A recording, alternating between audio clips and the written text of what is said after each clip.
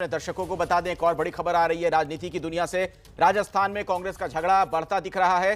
सचिन पायलट से मिलने उनके घर कांग्रेस के 8 विधायक पहुंचे हैं। तो आप देखिए खेमेबाजी यहां पर किस तरीके से नजर आ रही है। राजस्थान की राजनीति से बड़ी खबर।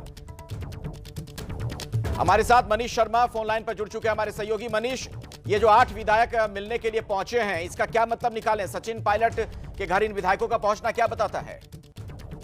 जी अखिलेश, इसको सीधे तौर पर अगर देखा जाए तो राजस्थान में जिस तरीके की सियासत कांग्रेस में चल रही है उसी लिहाज से जोड़कर देखा जा सकता है, क्योंकि कुछ देर पहले इन्हीं में से एक विधायक वेद प्रकाश सोलंकी जो जयपुर की 400 विधानसभा सीट पे सचिन पायलट समर्थक है, पूरे वक्त सचिन पायलट को ही अपना नेता मानते रहे। उन्होंने साफ तौर पर कहा कि राज्य मंत्रिमंडल में एक भी SC/ST का एमएलए जो है वो कैबिनेट मंत्री का दर्जा नहीं रखता, तो कैबिनेट में मंत्रिमंडल में फेरबदल होना चाहिए और इस वर्ग को प्रतिनिधित्व मिलना चाहिए। जब उनसे हमने पूछा कि मुख्यमंत्री का प्रोरोगेटिव होता है तो उनका कहना था कि हम नाम नहीं दे रहे, लेकिन बावजूद उसके इस वर्ग को पर्याप्त जगह मिलनी चाहिए।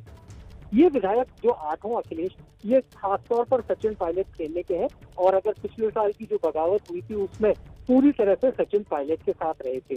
खास बात यह है कि कल 11 जून है, स्वर्गीय राजेश पायलट जो सचिन पायलट के पिता थे उनकी पुण्यतिथि है और पिछले साल भी जो बगावत शुरू हुई थी वो इसी पुण्यतिथि के मौके से शुरू हुई थी। हालांकि कल कांग्रेस का बड़ा प्रदर्शन है जिसमें खुद सचिन पायलट भी शामिल रहेंगे। वो पेट्रोल और डीजल समेत तमाम महंगाई के मुद्दों को लेकर के, लेकिन हो सकता है कि इस विरोध प्रदर्शन के बाद ये तमाम विधायक जो सचिन पायलट के पिता का समाधि स्थल है जयपुर और दौसा के बीच में भंडाना जगह है, वहां पर जाकर के पुष्पांजलि के लिए वहां पहुंच सकते हैं।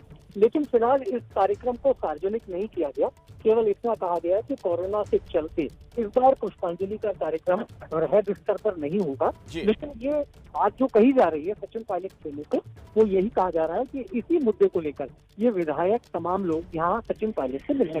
मनीष, ये जो गुटबाजी नजर आ रही है पहले भी हमने देखा है, इस वक्त तो ऐसा भी लगने लगा था कि जैसे राजस्थान सरकार पर ही खतरा मंडराने लगा। बहुत बहुत शुक्रिया इस जानकारी के लिए मनीष आपका।